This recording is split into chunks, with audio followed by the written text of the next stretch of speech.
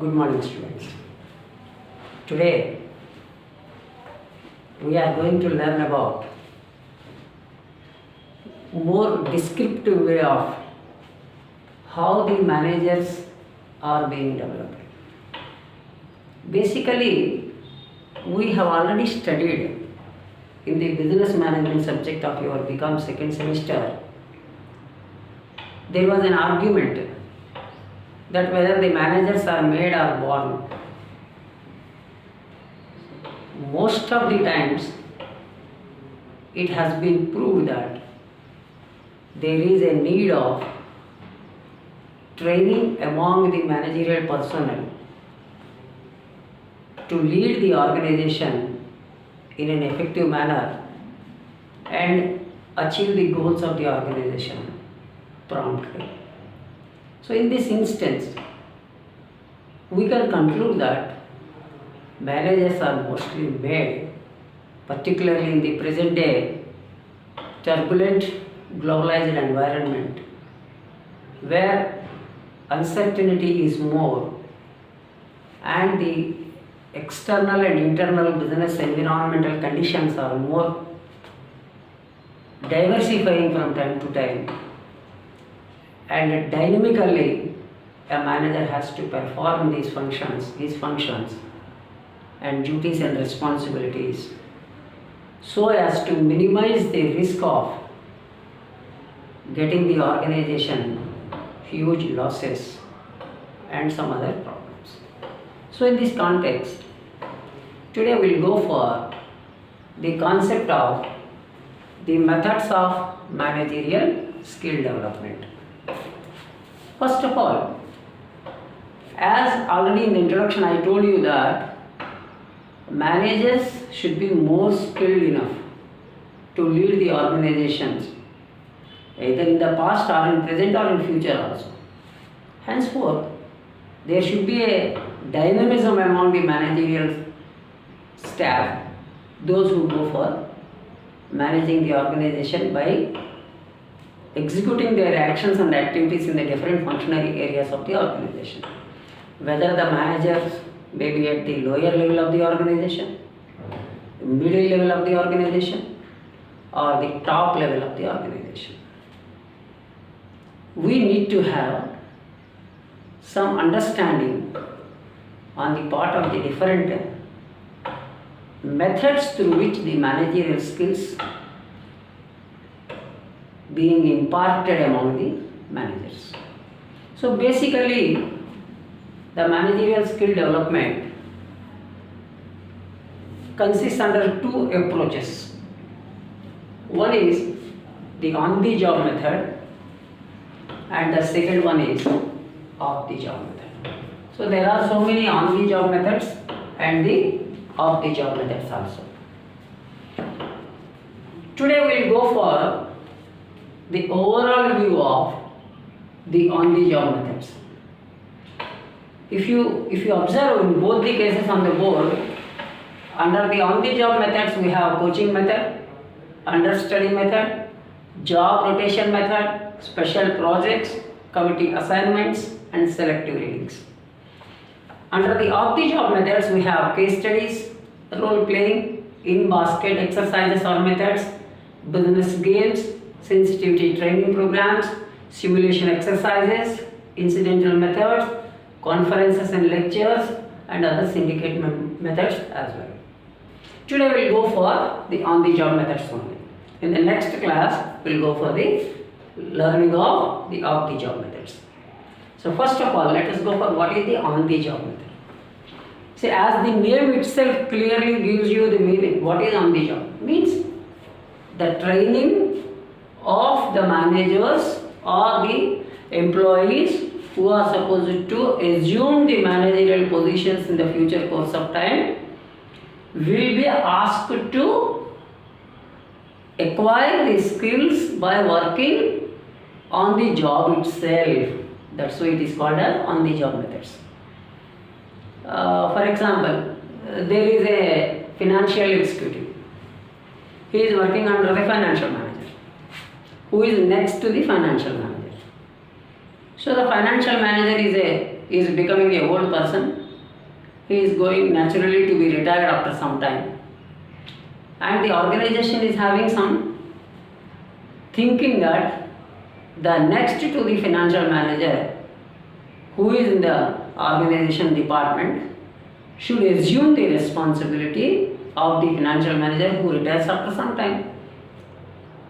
At the same time, the organization also wishes that the new person who assumes the office after the retirement of the present financial manager should be at least equal to this fellow, or else even much more efficient and effective than the present financial manager. So due to this concept, the management asks the people to learn the things and skills by making the financial manager as its orienter, as the orienter for the future aspirant persons to go to that particular position after the retirement of the financial manager. So like that, in every organization, the building of second leadership is a very prominent situation, because men may come and men may go, but the organizations are in a perpetual manner, in a continuous process. So they need human resources to manage the organizations, even in the absence of the people also. So taking these into context, in the corporate management also, we have the application of the methods on the job and off the job methods. So under the on the job methods, let us go one by one each. The first one is the coaching method. See, we are very much known about the word coach. Who is a coach? Sometimes the coach is also called as trainer. He trains the team, right? Coach is mostly used in the games and sports also. So here in the management skill development also we have the coaching method. A person who coaches the subordinates in such a manner to make the organization very much readily met with the skilled person after some time.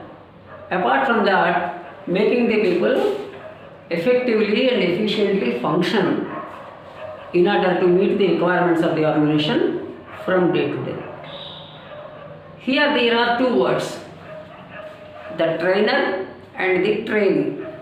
The trainer is naturally the superior of the organization, and the trainees are the subordinates either of the organization or the department also. So the trainer and the trainee both are the people who are being under the coaching method.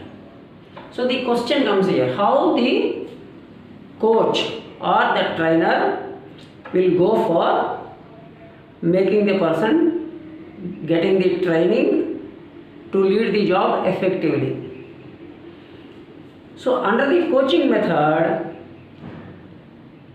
on the job training of the individual will be given by the supervisor or the superior of the organization. It is very much appropriate that the superior, who is already has a proven track record and having experience and exposure of the various functions, actions and activities and duties rendered by himself and being rendered by himself in the organization, will be able to guide, will be able to coach, will be able to train the subordinates of his department or his organization in an effective manner. And asking the trainees to work along with him, he is making the trainees learn by doing the things along with him. So here the coach or the trainer, what they do, they perform the things and also make the trainees participate along with the coach or the trainer and learn the things in a perfect manner and more and more shapes and reshapes the subordinates up to the extent of fine and superfine situations. So that is what the coaching method is there. So it is a continuous process.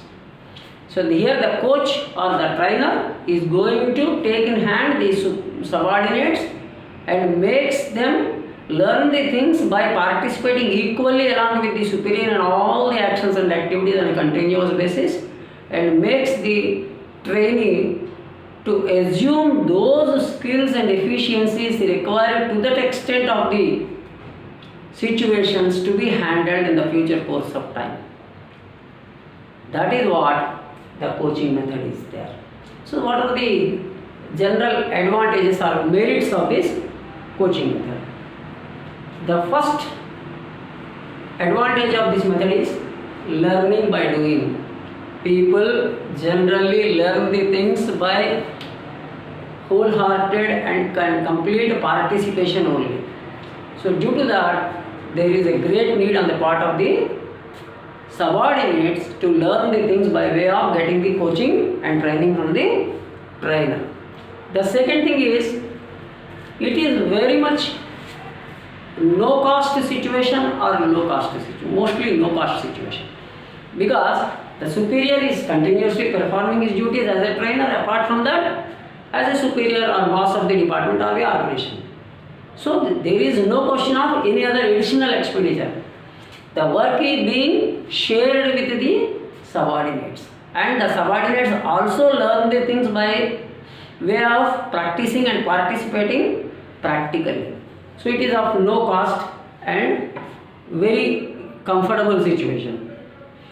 And another chief advantage of this particular coaching method is, the superior, who is the trainer or the coach, will have the immediate feedback, and he can give the immediate suggestions also to the subordinates who are the trainees under him. So this is a very effective method of managerial skill development. The second one is the understudy method. It is also called as attachment method. Here under this attachment method or the understudy method, here a person is picked up and being attached to the department or the functionary area, and is being trained, and by assuming that the full responsibilities have been given to him.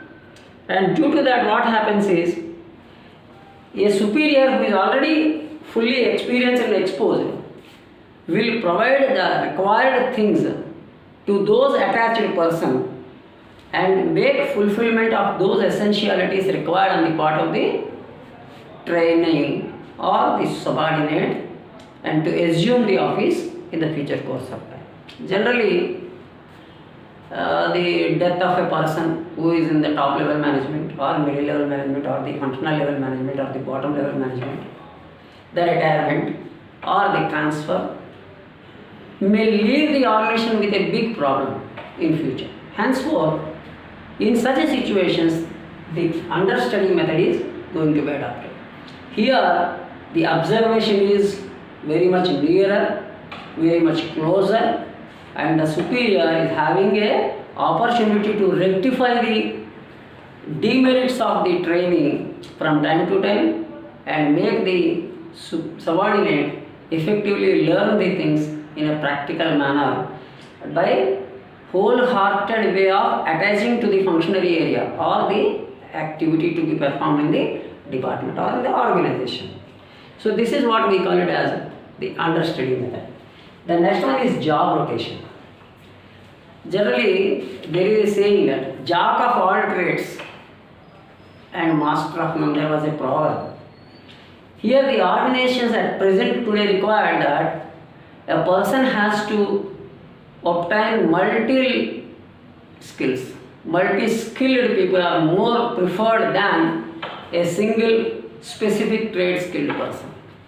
So to have an advantage of multiple skills on the part of a person and to perform the things at multiple job situations in the functionary areas or multiple functionary areas. That's why today if you go for in the MBA program of several universities across the world, there are multiple specializations or dual specializations. A person who is opting marketing can also opt HR. A person who is opting finance can also opt international management.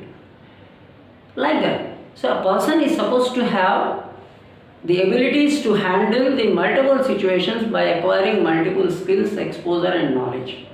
So for that, what generally the organizations will do, the organizations will keep on rotating the people from time to time, from one activity to another activity, from one assignment to another assignment, from one field to another field, making the person completely turn out in a 360-degree manner a complete human resource who can handle any situation, any functionary area at any time of given time of the situation. So a complete practically learned and exposed and skilled person is being delivered out of this process. So the job rotation is one of the important methods through which the managerial skill development is done. So what are the best advantages of this job rotation method? A person who is being recruited and assigned a particular job in the organization will at the end will perform everything and completely make the organization own it and deliver the things as and when any situation at any point of time is being demanded. Here there will be almost no cost, because a person is being turned from one angle to another angle, from one dimension to another dimension, one position to another position. So the job rotation is one of the best methods for on-the-job method. Next one is the special projects.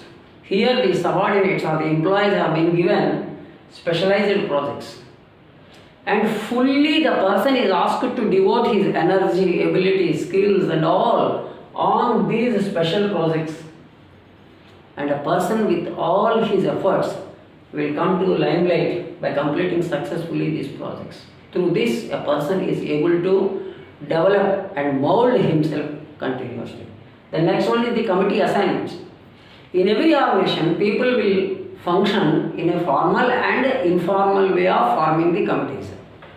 And both the formal and informal committees, the committee members who are also the employees of the organization will take the decisions, will execute the function and complete the activity or the assignment by way of doing in a group manner, not in an individual manner, by way of discussion, by way of deliberations, by way of brainstorming sessions.